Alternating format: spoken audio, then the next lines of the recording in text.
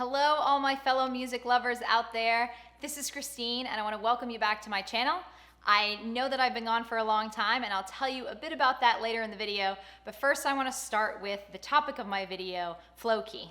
Also, later in the video, I'm going to tell you a bit about the warm-ups that I've been doing now that I've advanced slightly since the last time we talked, and give you a bit of a progress update. When it comes to flowkey, I'm now at a point where I've completed almost every single course in the app, and it came to my attention after I finished the first 5 courses that the courses are not in the order that you should complete them. Now, I do think flowkey has some of the best music theory information out of any of the apps out there. Full disclosure, I am part of an affiliate program with flowkey. It's not a major part of my income. I'm not trying to push flowkey over other apps. I do want to keep everything honest as possible as to what I think about them. You should know, if you're planning to use flowkey, that the order that you should complete the courses in is not the order that they're displayed on the screen. So as you can see here on my screen, I have Introduction to Piano, playing with both hands, Intermediate Piano playing, Mastering Chords, and Improvising with Chords. This is the order in which I did them, and one of the complaints that I had about flowkey, if you've watched one of my earlier comparison videos, is how quickly it moves. It seems to go from, here's how you place your hands, here's a few keys, a few simple songs, and now suddenly we're going to do some pretty complicated songs and start adding in chords, and there's some great exercises that I really enjoyed in the Improvising with Chords, where you're learning how to use chords on both hands and doing them at different tempos. It's fantastic. However, if you're a beginner, it seems to move very quickly.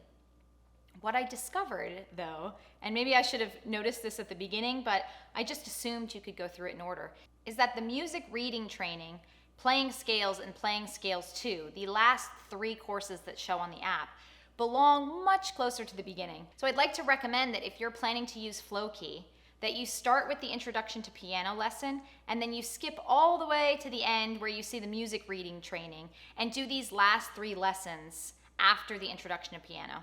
Because the music reading training takes you through each note starting with C, middle C, and you practice playing each note, and then you add additional keys. It really takes things nice and slow if you're an absolute beginner, which some of the other apps do a really great job of. Simply Piano and Yousician do this, and I thought it was weird that flowkey sort of skips to playing with both hands, but they don't really. It's just where the course is located. So do the introduction, then do the music reading training, and then you can start on the playing scales. Now, the playing scales is very repetitive. It does each scale, it teaches you. You can see I have a notepad here because I was taking notes,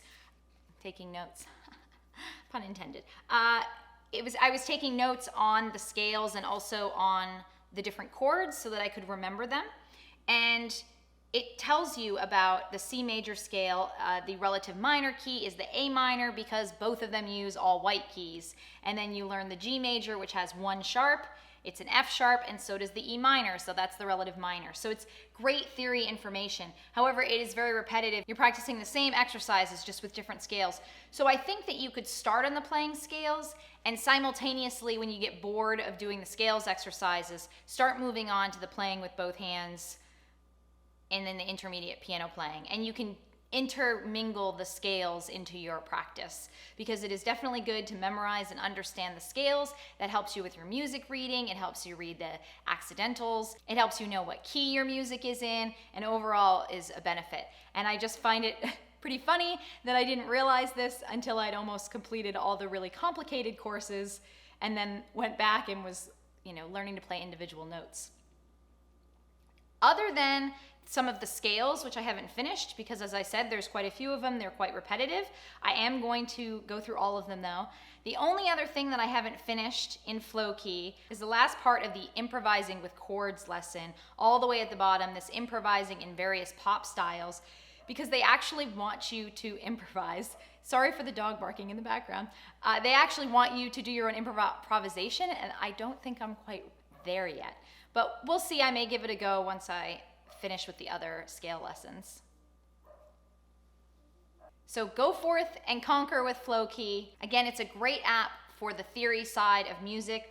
I have always found it a little bit more difficult to get going on some of the more complicated songs. It doesn't take you through them nice and slow, a little bit pieces at a time like some of the other piano apps do, but it is very good for theory. So if you're planning to get flowkey, as I mentioned, I am an affiliate. If you want to click and use the link down in the description, it does give me a bit of a commission, costs nothing extra for you, but that is much appreciated. Now next I want to give you guys a bit of a progress update. I have been practicing while I've been gone. I was traveling a lot. I traveled over to Europe for some work earlier. I've traveled around the States a bit, and I have one more 2-week trip coming up, actually related to something piano, but I don't want to give too much away. But other than that, I'm now home on a regular basis, so I will be getting back into it. I have practiced consistently at least the past couple of weeks, so I've been catching back up to where I was prior to the long break. But one of the things I have been practicing are my scales. I've gotten multiple comments in my videos about using the metronome feature of the keyboard to practice scales. And so that is something that I have been doing. And also there's a great video that I found on YouTube, I think I've mentioned it before, with a gentleman who teaches piano skills, and one of the things that I was watching him teach was how to do longer scales with both hands going across more than one octave. So I'm going to put a link to his video below if you want to do that. I only started on the first part of the video and I've never progressed because I needed to get good at that first part. And the video is quite long and teaches you multiple things. So I'm looking forward to going back to it and learning some more. But what I've been doing is, if I put the metronome on here, and sometimes I increase the speed or slow the speed down if I'm not doing very well.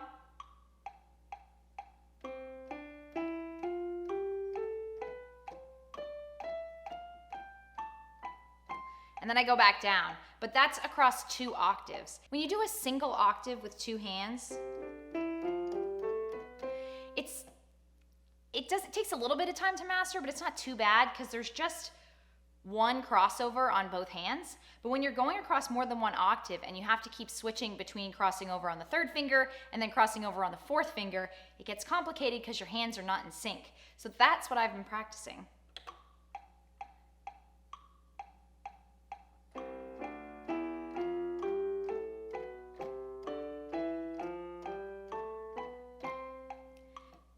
And if you do it properly, you should end up at the end of your fingers when you hit the end of your 2 octaves. So that's something I do both up and down at the beginning of all my practices right now. So what I used to do was just a single octave up and down with both hands a few times. And now I'm doing across 2 octaves. So I feel like I'm making progress, which is always good when you're learning something new. And then the other warm-up I've started doing is within this improvising with chords in flowkey, there are these accompaniment patterns that they have. And I mentioned this earlier in the video. What's happening is you're playing the chords with both your hands, but you're doing different voicings with them, which, as I wrote down, means that you're playing all the notes in the chord, but not all necessarily at the same time. And they're also at different tempos. So it feels fairly complex and it takes some work to get the tempo correct. Well, these exercises help with improving there and also make a great warm-up when you're getting ready for your practice each day. So here's an example of the accompaniment patterns part 2, and this is pattern 3 in flowkey that I really like working with.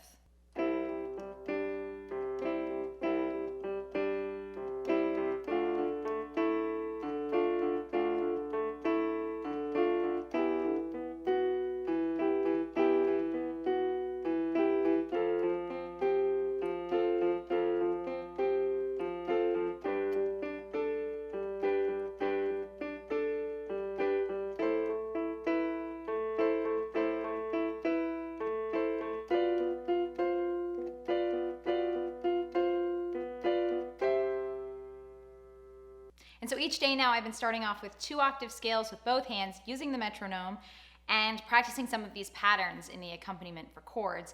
And that gets my hands nice and tired so that I can try some new lessons. Next up for me, I'm going to continue practicing the scales here on flowkey. I'm also planning to, again, try to pick up some of my music books and play a song or 2 from those and see if I can easily absorb and learn them based on all the things that I've picked up from flowkey. So we'll see if I can translate what I've learned on flowkey and the other apps, Simply Piano and Yousician, to reading sheet music. I'm also thinking about picking up Simply Piano again because I didn't finish all the lessons there. I think I have 3 or 4 left, so I want to get through those. And then finally, I'm considering getting a piano teacher. I'm now in one place a lot more consistently, so I think it might make some sense. I would like to try and finish all the lessons in the apps though, since I don't have that many left to go, because I would like to see how far I ended up getting progress-wise, how comfortable I feel with the piano, just using apps and without a piano teacher. And then I can come back and tell you, once I start getting lessons, how bad my habits are that I've picked up because I've been trying to learn piano on my own. I know a lot of you might be interested in that. I do get a lot of comments about how learning from an instructor is the best way to do it, and I completely agree and understand why people make that point.